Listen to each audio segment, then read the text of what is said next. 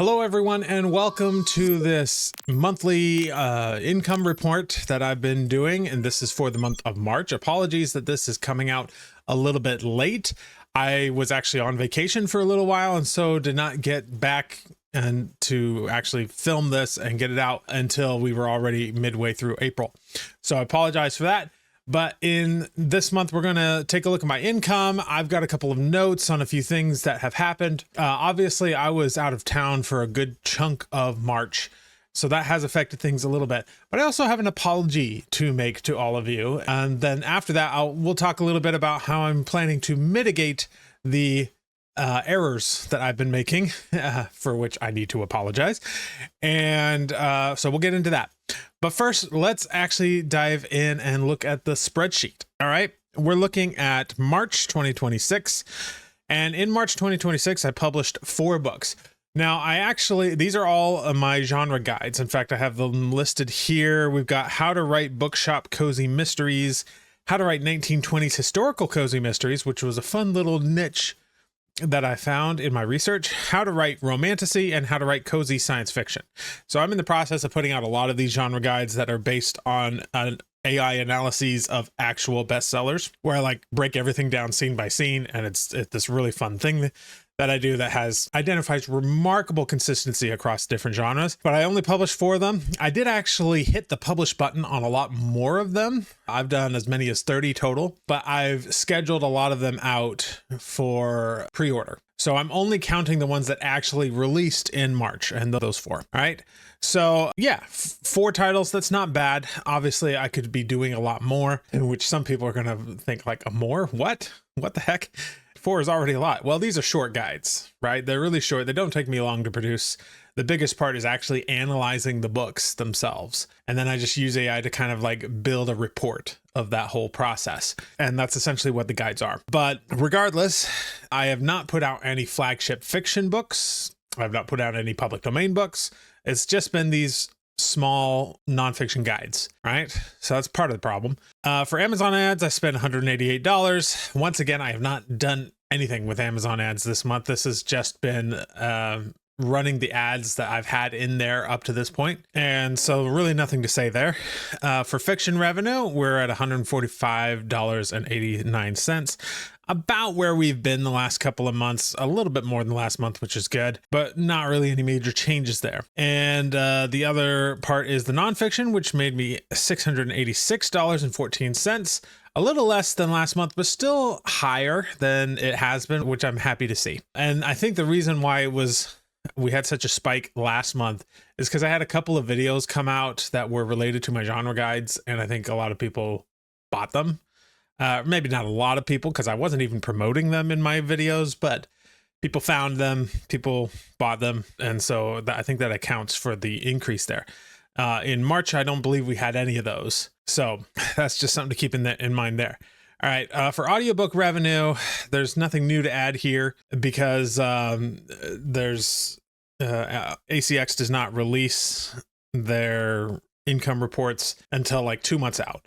So I don't know what my revenue was for March yet, but I was able to add my revenue for February, which was $49, about the same as where it has been. It's been remarkably consistent, actually, considering that I've done no marketing whatsoever of my audiobooks. The fact that we've had a consistent $50 every single month is kind of nice to see. Obviously, I would like it to be more than that, but it's nice to see that at least somebody is buying my book consistently every single month via Audible. All right. And then last but not least, the total revenue minus expenses is $643.41. All right. So I have a couple of notes. And if you look at this graph, you'll notice that not much has changed. And this is the thing that I really need to apologize for, because when I started out doing these income reports, I kind of made a promise to all of you that I was going to start taking publishing seriously. And I kind of haven't done that. And the reason for that is because I'm trying to juggle 2 different businesses here. I'm trying to do the publishing business, and then I'm trying to do my school business, which is the Story Hacker group, the membership. And full disclosure, I make a lot more from that membership than I do from the publishing. Now, the publishing, I'm still trying to put what I can into it because that's really my passion. It's the storytelling, the publishing. I really want to make it work, especially for my fiction. But I've never promised on this channel or in my membership to teach people how to make money with books, because that's not something that I have done. I have only promised to show people how to use AI effectively in the process, and that I'm pretty good at. And real quick, if you want the exact long-form prompts I use to write books with AI, hit the Story Hacker link below.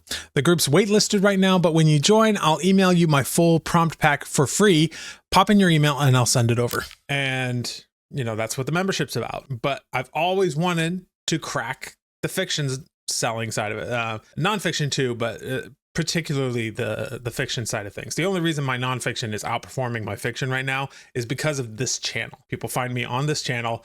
And even though I don't promote the books on Amazon, people find them anyway and they purchase them. I do a tiny bit of Amazon ads for the nonfiction, but really that's the only form of marketing that I do for the books. And so really my goal, my passion is to get the fiction side up and running. I want to have a multiple 6-figure, if not 7-figure fiction business. That is my goal. But here's the thing. I have not done it. I have not been putting in the effort that I know needs to go into it because I've been so distracted, for lack of a better term, with the membership, which, you know, I'm not going to fault myself for that because it's important that I give my attention to that as well. There are a lot of people in there counting on me.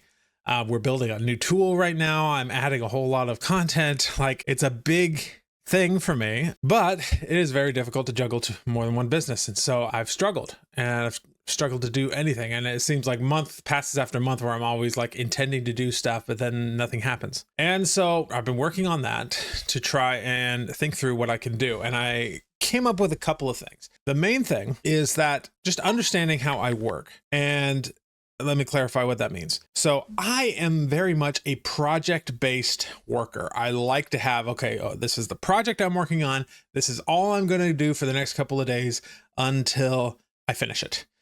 And I like working that way.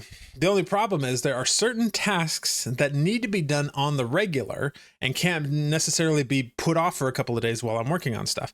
The classic example that's pretty much universal for everybody is you need to answer emails. Now, you might not need to actually spend as much time on email answering side of things as you think, because we all tend to overcheck our notifications, right? But there still usually needs to be a time set aside daily to answer your basic emails, or just to make sure that there are no fires that need to be put out. Also, there are certain things like this YouTube channel, for instance, I need to create fairly regular content. Now, sometimes I can go more than a week without creating any YouTube content if I've got a sufficient backlog set up.